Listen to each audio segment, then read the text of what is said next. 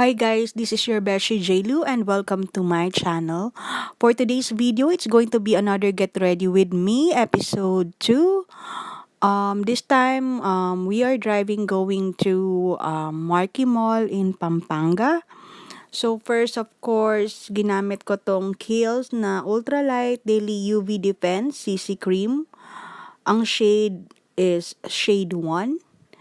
Yan yung una kong ginagamit mga besh. And then, nakalimutan ko magdala ng primer. So, yun na yung parang ginawa kong primer. And then, ang ginamit ko is yung sample ng Sephora Tint Infusion in the shade Petal. Yan. So, ito yung parang pinaka-foundation ko, mga besh. Blend lang ng blend hanggang sa magpantay. Pagpasensyahan nyo na kung meron kayong mga ingay na naririnig sa background. Okay, and then after natin mag-blend, ginamit ko rin yung sample ng Benefit na concealer Boiing. Is it Boiing? Hindi ko lang sure kung tama yung aking pagkaka-pronounce. Ang shade niya is number 2. Yan. So, cream siya.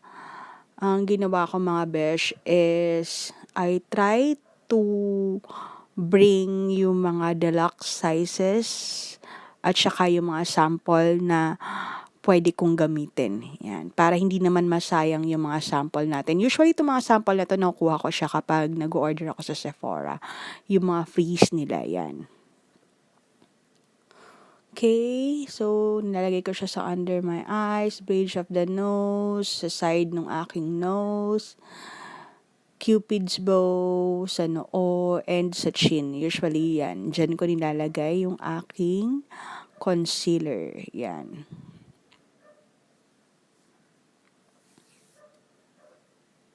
And then, after that, ginamit ko naman itong deluxe size ng Tarte na Smooth Operator. Amazonian Clay Finishing Powder. Yan.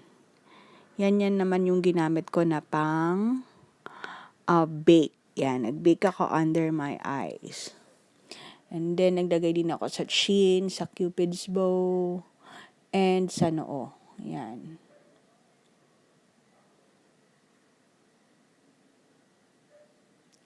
And then, ang ginamit ko for my contour is yung contour stick ng Careline.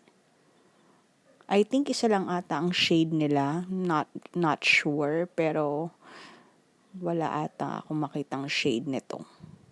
Kung ano mang shade ito.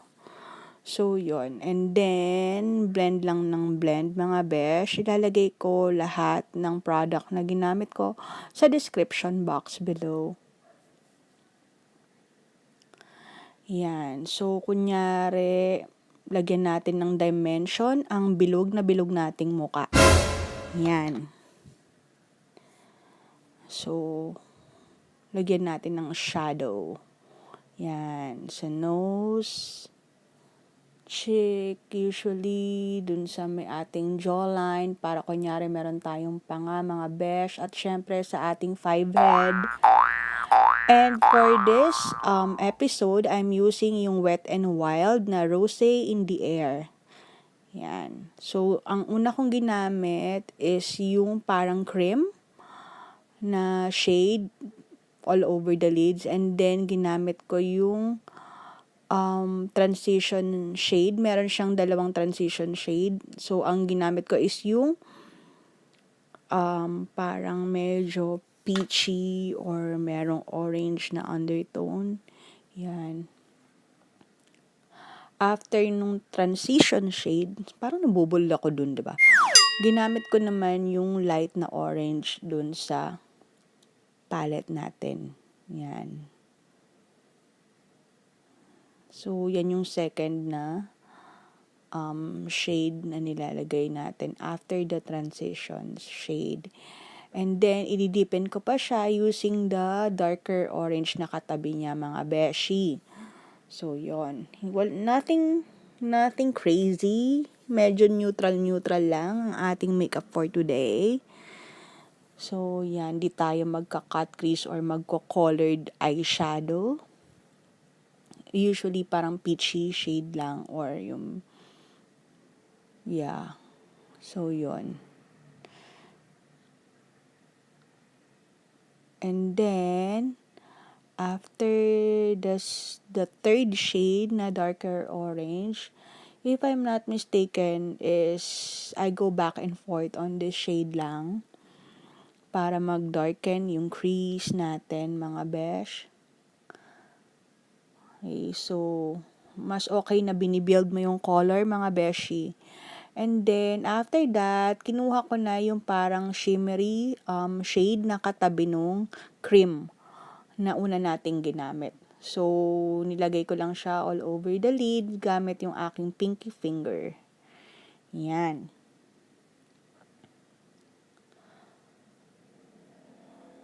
And then, syempre, after mo i-lay down yung shade na shimmery shade, binlend ko ng slight.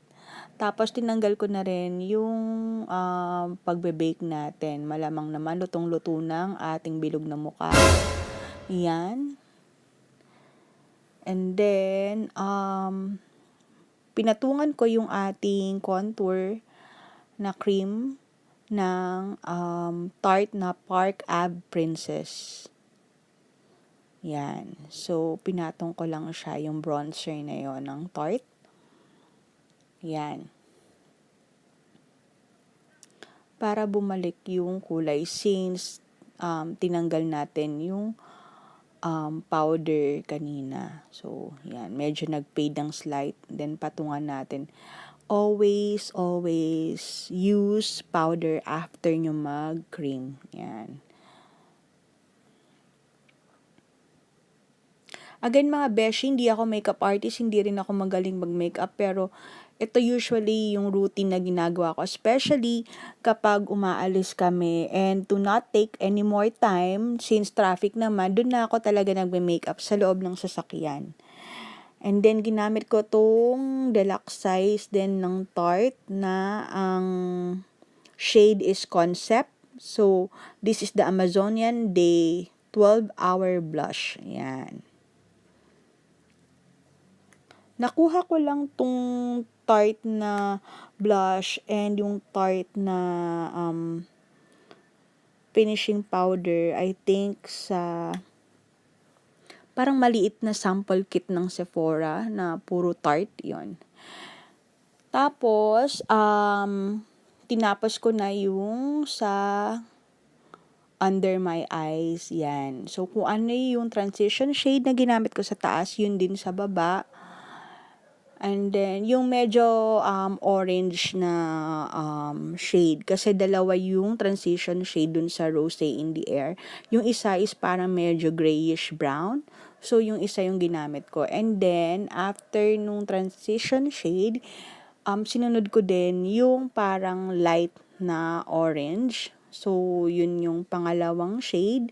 And then, ginamit ko rin yung darker orange na shade. So, kung ano yung nilagay ko sa taas, yun din talaga nilagay ko dun sa baba ng mata ko. And then, nag-highlight na ako, which is yung essence natin na Pure Nude highlighter. Yan. Ito pa yung, kasi before isa lang naman yung shade niya, no? So, ngayon, dalawa na yung shade nun. And wala pa ako nung bago, pero itong luma is in the shade of Be My Highlight. Yan. Tapos, gumamit lang ako ng setting spray or mist. Yan. Yung mist na to, hindi ko matandaan kung ano yung mist na yon, pero ilagay ko na lang siya down into the description box. Yan. And then, alam ko, naglagay ako ng NYX na jumbo crayon in the shade Milk dun sa aking lower lash line. And then, ginamit ko is yung Mary Kay na dark brown for my eyebrows. Yan.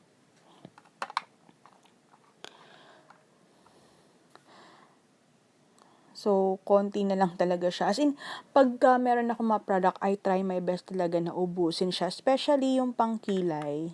Yan, hindi naman ako madalas makaubos nun kasi medyo marami na tayong buhok, no? And then, ginamit ko tong Nichido na, I think the shade is Rosette na lip liner. Yan. Favorite ko tong lip liner na to in that shade Rosette. Hindi ko lang sure kung may iba pang shade, pero ito lang yung meron ako and gustuhan ko siya, mga Beshie. Yan. And then, ginamit ko na yung kasamang lipstick dun sa Tarte. And this is in the shade of Island Life. Yan. So, gustong-gusto ko tong shade na to. Very nice siya. I think, kahit anong skin tone, magbabagay yon. And then, ginamit ko yung black na pencil eyeliner to tight line yung aking eyes. Yan. Tapos, ginamit ko tong Mumuso na eyeliner. Pero mga besh, hindi ako masyadong successful unlike nung first na episode natin na nakapag-wing pa ang lola nyo. This time, sinundan ko lang yung shape ng aking mata. Kaya lang medyo lumalagpas-lagpas siya kasi shaky. Yan. So, hindi ako masyadong naging successful sa pag-eyeliner. So, kung makikita nyo yung aking finish look mamaya, medyo mapapansin nyo if you look closely na medyo may konting lagpas, I think, dun sa left side ng aking eyes. And then, of course, to finish up our eyes, yung ating Maybelline na hypercurl na waterproof. Yan. All-time favorite, holy grail natin. Holy. Bulul-bulul. Yun. So, yun na. Tapos na ang ating eye look. And, thank you so much for watching. Please don't forget to like this video, share, comment, and subscribe, mga Beshie, para naman ma-notify kayo kung meron tayong mga iba pang or mga bagong video. Please click or ring the notification bell. Okay? Thank you so much for watching. Mwah!